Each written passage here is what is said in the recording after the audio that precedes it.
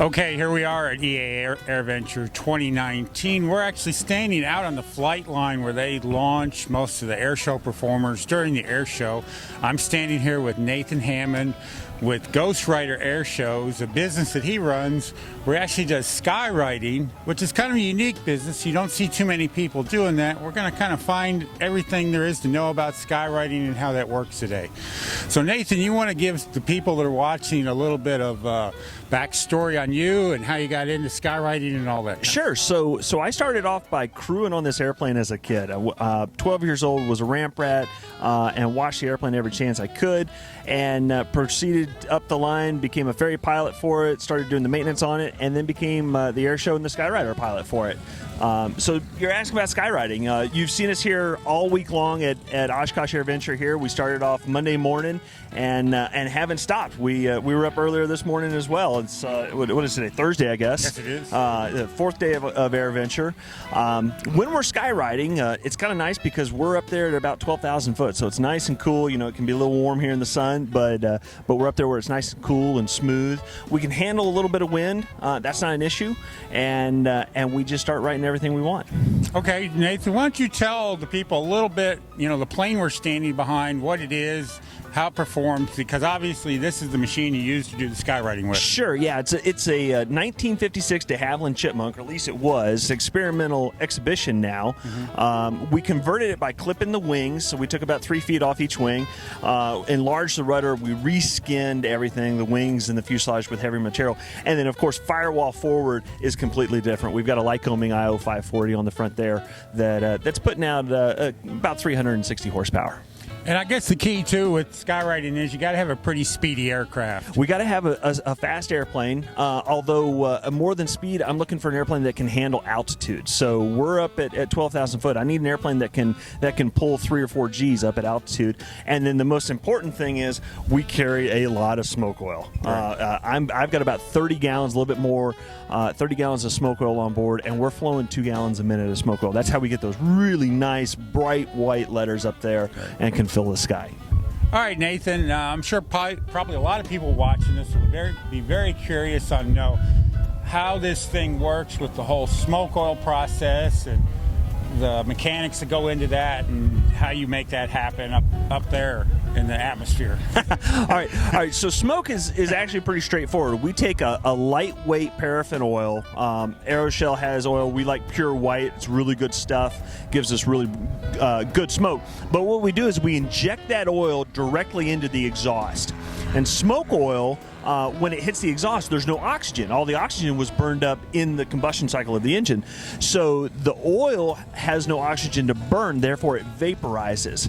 And 1 cubic inch of oil becomes 800 cubic inches of smoke. So when you're flowing about 2 gallons a minute, it makes a lot of smoke. Yeah. Okay, well, I think probably one of the other things that at least I would be curious about is, when we watch you skywrite or anybody skywrite, we're looking up at it and we say, okay, yeah, that says AirVenture 2019. You're up there, you're on top looking down, and you actually have to form the letters with your plane as it travels. What's the process that goes into that? So the first thing is the airplane has to be second nature. You have to be able to fly the airplane intuitively, instinctively. So I've got about 3,000 hours just in this airplane alone. So I know it intimately, know it really well. And then when we're writing the letters, it all centers off of the very first line we put. So the first line on that EAA, we make that first up and down line. Everything is clocked off of that. And then the trick is, and the best analogy I can give is, go home, get on your riding lawnmower, put it in high gear as fast as it'll go, and don't stop. And turn the lawnmower blades on and off, and then try and write your name in the grass. That's what skywriting is. Okay, that kind of sums it up. That's pretty simplified, yeah. That's the best way I found to describe it. The one thing is that people are always asking, hey, can I go with you? Can I go skywrite? And I tell them, you can, but here's the issue. We don't stop. We can't write, 4 letters in and stop. So it's a roller coaster that lasts 45 minutes. And even seasoned aerobatic guys can't handle it because it's positive G and unloading and positive G and unloading for 45 minutes. And it'll start to get to you a little bit. So you would definitely say there's an art and skill to this. Oh, it's all art and skill. There is an artistic touch. In fact, my predecessors, we can go back and look at pictures of their skywriting versus my skywriting, and everybody has their own handwriting. And so with the airplane, we all have our own flying style, and it translates through in the skywriting. All right.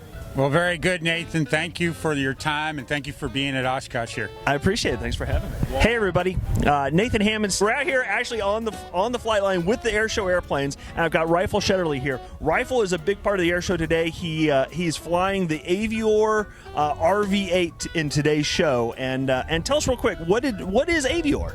That's right, Nathan. Hey, we're so excited to be a part of the Avior program here. The idea of getting young people excited about aviation in general, and the Young Eagles program is a big part of that, and the Avior Act that you and I are both going to fly later today is a big part of that.